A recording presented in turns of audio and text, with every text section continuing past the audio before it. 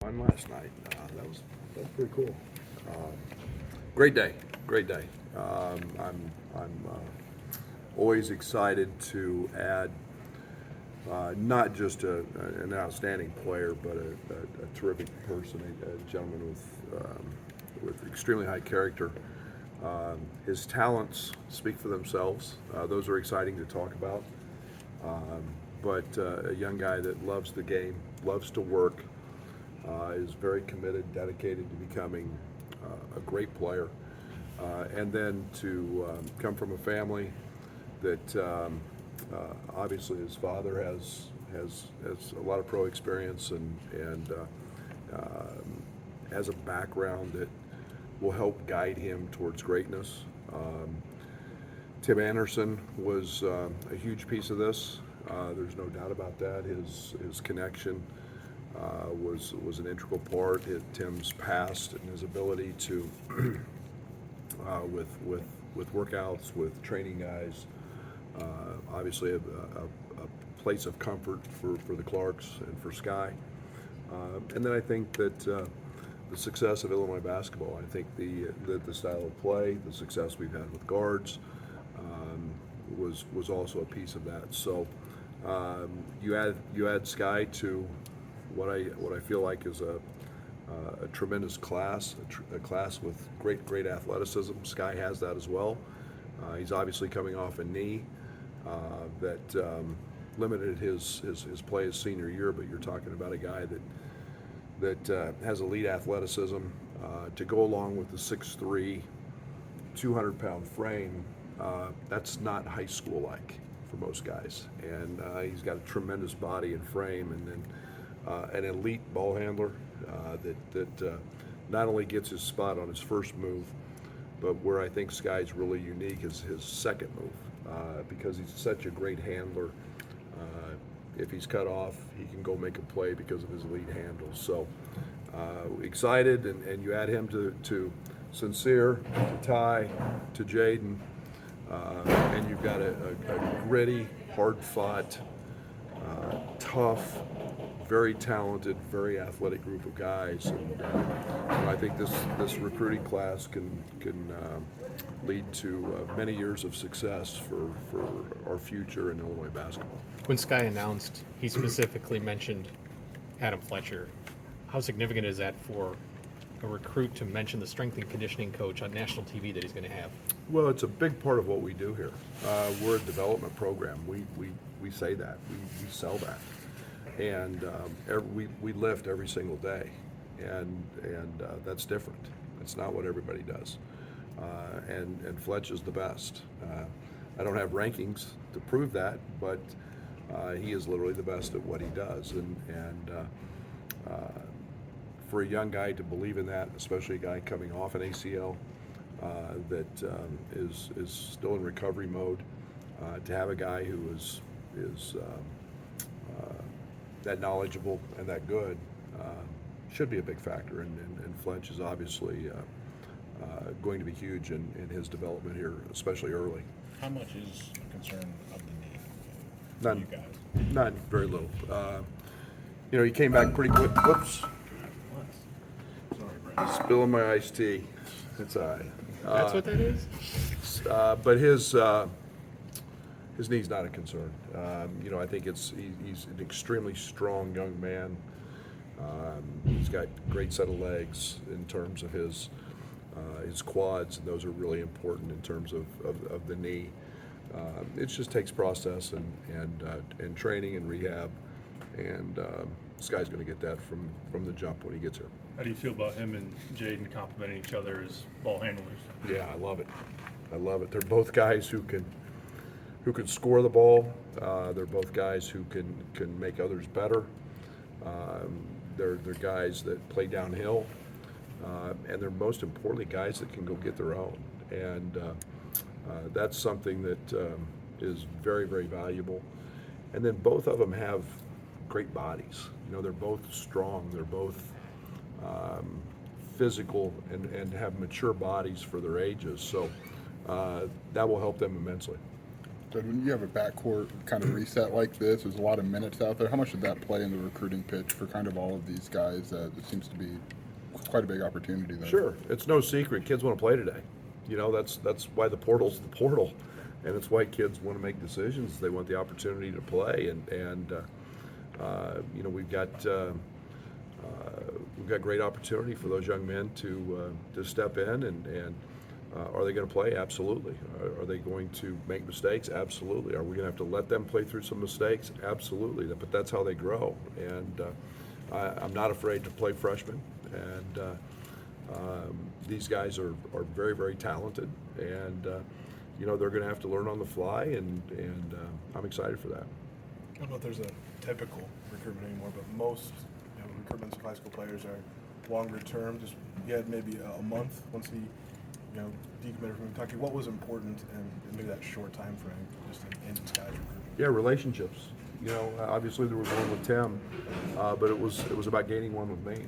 And you know, today's world, everything's it's speed dating, and you know, that's the term I like to use. Everything happens at a much quicker and more rapid pace. Excuse me, and that was about me. Building that relationship, not just with Skyy, but with his family, and terrific young man. You know, you get good vibes when you go into houses and you just connect and you know it's right. And I had that from the first conversations with his dad Ken, and then in the home. And so it's you know, we're a relationship-based program, and Tim obviously has a huge piece of that, and it was my job to help solidify that. Coach, this class, one thing it doesn't have is a big man in the class. Are you still looking to add to the roster before next season? Absolutely, absolutely, at every spot. With the portal, Brad, I mean, a year after the one-time transfer has kind of gone through, how have you at all adjusted your approach to the timing, or just trying to navigate through that now that you've got a year of experience with it? Well, even though we have a year, it's very different.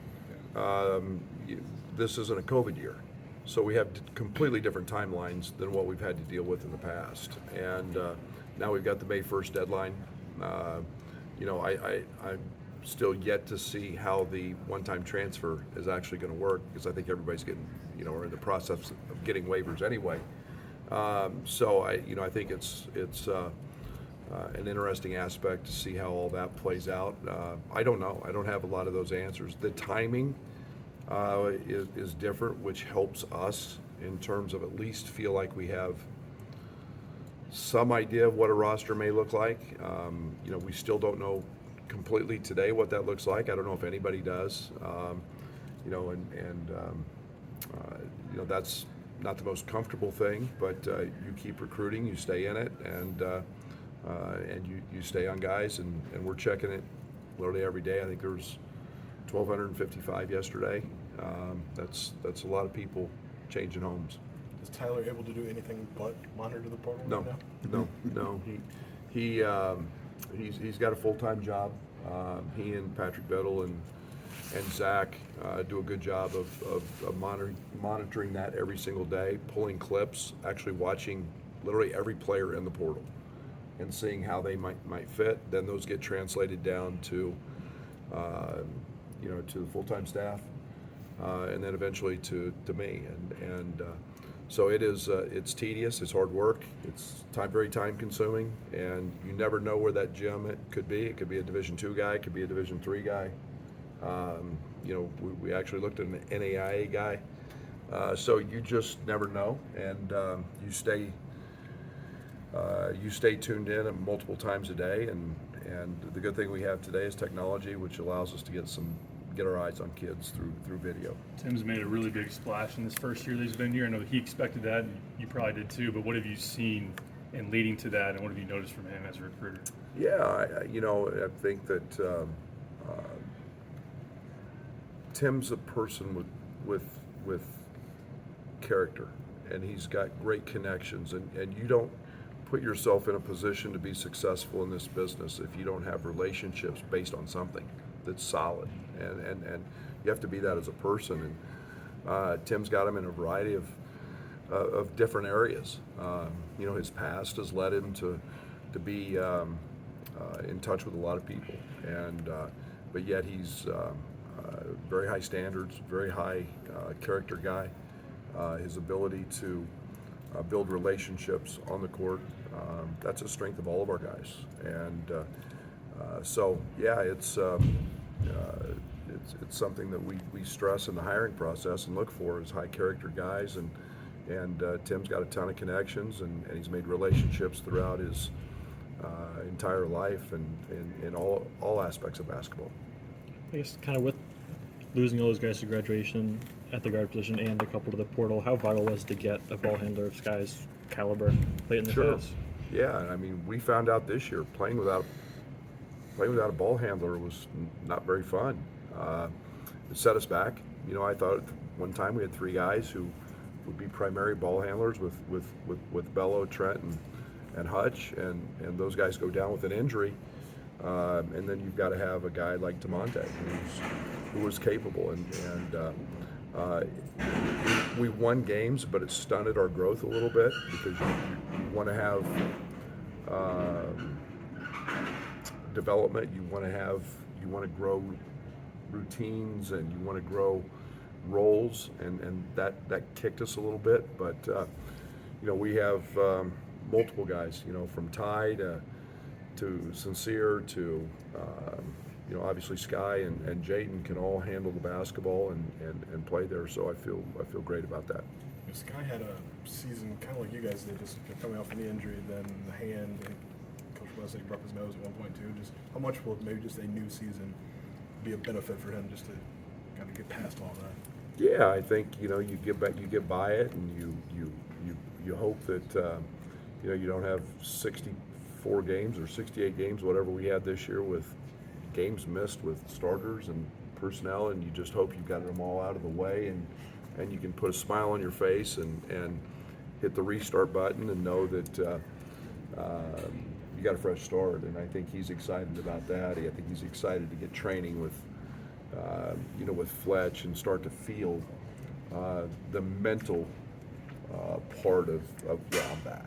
And there's as much physical as there is, there's a mental component to that as well. How much conversation or, you know, maybe internal thoughts have you had about changing any way that you coach, just based off of the guard play that you're going to have and how youthful that's going to be?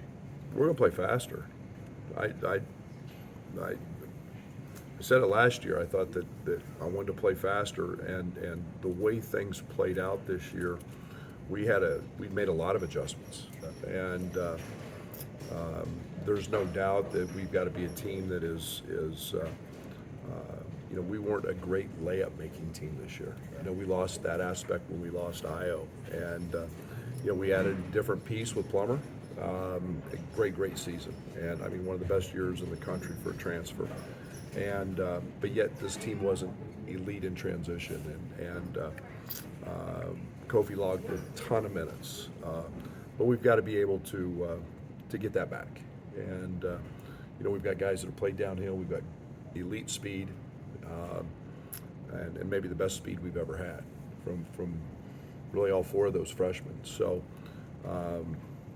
that excites me, because we got a chance to be really good on both ends of the court. Any takeaways for you on the Big Ten and how it played out for them in the NCAA tournament? You know, I've gotten that question a ton. You know, it's a great league. I think it's everything goes in cycles. Who's to say next year we won't have 2 teams in the Final Four? I think that everybody's wanting to make a big deal about size and can you win with the center, and you know what? We were as good as any team in the country last year. You know, and we got beat. We had a bad night. I would have taken, as many people around the country did, thought we were capable of winning a national championship.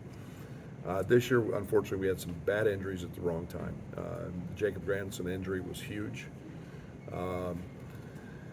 But I don't make a lot out of it. I think that you know, some of it is we do beat ourselves up. There are no off nights in the Big Ten, and everybody's going to say they have those, and they don't have those in their league. The one thing that's different is for 45 years the Big Ten's led the country in attendance, and games are more than games; they're events. And we've got just as good a chance as anybody, and we're going to go in every year. And who's to say? Like I said, next year, could be our year. And you got to get lucky in your draw. You got to have some good fortune. We got beat by a good Houston team who was 2 in Kim Pom and yet was a 5 seed, and they beat us. And that's all I know is to keep getting back to the tournament, keep going, and keep getting there. And I think Bill said it best the other night. They were the same team that got beat by 35 at home, and you just get hot at the right time and you get the right breaks, and you can win it. And we're in that position. I'm sure you've had a lot of years like this where you're losing a lot of starters, a lot of minutes. What's kind of the excitement like to get guys on campus knowing that there's going to be a lot of minutes to play for, and does that kind of add anything to those early practices and workouts? No, I tell you what's been great. We're getting back to pre-COVID stuff, and we didn't wait. We jumped right back in it. As soon as we had to take our mandatory time off, we were right back in the weight room. And there is no one in our program that has had a preseason or an off season. Excuse me. Trent and DeMonte were the only ones, and so to get back into pre-COVID lifestyle, so to speak, is great. We're back on the court working out. We'll have a big group here that will stay through our Maymester, which will be nice, and there's an eagerness to do that. And then you get you get to June, and we're doing a ton of basketball related stuff in June, and we've got to do that. We've got to expedite that process a little bit with freshmen who we know are going to play. So it's exciting. Have you been given an indication that Skyy can be available for you in June, or you may have to wait a little longer for him on that one? No, I think we'll obviously wait and get the proper medical clearance to do that, but we're hopeful that he's ready to go by then, and think that he will be. Do you feel a need to add a veteran ball handler in the mix with the young guys that you're going to have? Yeah, I think that we're still evaluating. I think there's some things that Kofi's obviously got a decision to make here in the not too distant future. I think that could change some different things. I don't feel bad about our ball handling. I don't feel bad about our decision making, even though it's young. I think that how our team shapes will be determined a little bit by Kofi's presence or lack thereof, depending on what we have. Been very excited about Dane Deja and what he's capable of and brings to us. But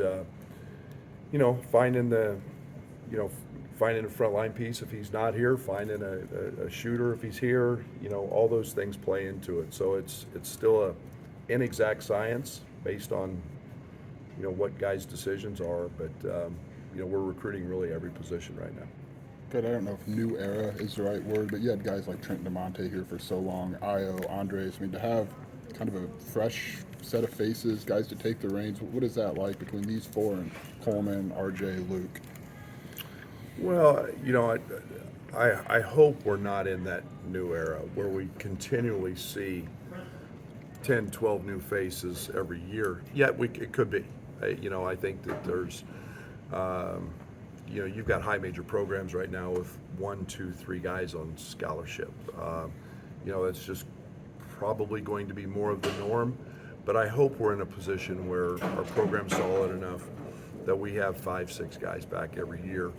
No matter what the age is, but I do fully expect that every year we're going to have half or close to being new faces, and so being able to adjust, being able to find out who our leaders are. There was comfort of knowing Trent and DeMonte had been through the wars and been through the battles and had so much experience, and yet there's a fresh sense of excitement because you've got youthful guys and they're excited to be here, and they're excited to start on their journey, and that's always fun. Is there any thought the portal might slow down at some point once kind of the newness of the one-time deal wears off? Have you put any thought into I doubt if it does. I think we're in a generation where it's just normal. Kids go to 5 high schools. They play on 3 different AAU teams. You know, sometimes their parents are young enough that they were part of that, and so they think it's okay, and it's normal. I don't know if it'll slow down. I'm very curious to see how this moves forward with waivers, and it was put in to help stop those. I'm not completely sold on that, and we'll see how the May 1st, deadline is and how that impacts. We'll see how the guys that have declared for the draft and decide to come back, and how many of those guys choose to enter the portal. Most of us think that there'll be another wave of guys coming from that group, but it's. I hope the student athletes don't lose out. That's my biggest fear with the portal, is because usually when you transfer, you're losing credits. You're losing an academic component, and we spend too much time talking about winning and losing games instead of winning and losing the game of life and getting a degree and some of those things. And that's my big concern. But we'll see how it all plays out, and there's so much unknown with this NIL. A lot of factors right now. Do you have an idea about the number of players maybe the last couple of years that have entered the portal and then there was nowhere for them to go? Yeah, I know the NCAA, it was brought up at the head coaches meeting at the Final Four. I think that there is several hundred for sure that ended up with nothing, and nobody wants to talk about those numbers. We'll see what that number. It should continue to grow, I would think. How it's affecting high school kids in receiving scholarships. Usually in the past we've been chasing high school kids. This time of year now we're all chasing the portal, and you start looking at the last 10 years of national championship teams and their age. I think Bill's team this year was 22.7 years or 22.3 years of age. It's try to get old and stay old. There's some truth in that, but it's also, he's also had a lot of guys who've stayed in his program and been through that, and that's the path we choose to take. And getting upperclassmen is not as easy as it sounds. Getting one-year guys as grad transfers, Alfonso worked, but they don't always, and it gets very challenging to learn a new system and to step in and contribute right away. So those numbers will keep coming out, I think, as we play out through the summer. So what's the dynamic like for you and a player like Bello when he comes to you and says, I'm going into the portal? Are those long, protracted conversations? Is that quick, brief, and everybody's... Best of luck. Best of luck. Good luck. I'm 100% in acceptance of everybody who wants to leave, and I wish them nothing but the best. And I say it, and you guys are sick of me saying it, winning is really hard. And if you're not both feet in, go. And we have just as many people who we can get and want to go and want to come here. And we're selective in what we do. But it's no hard feelings. And if they want to stay in the Big Ten, go to the Big Ten. If they want to go someplace else, go. We're here to help them. We're not here to see anybody fail. And so it's no hard feelings on my end, and pat them on the rear end and wish them the best.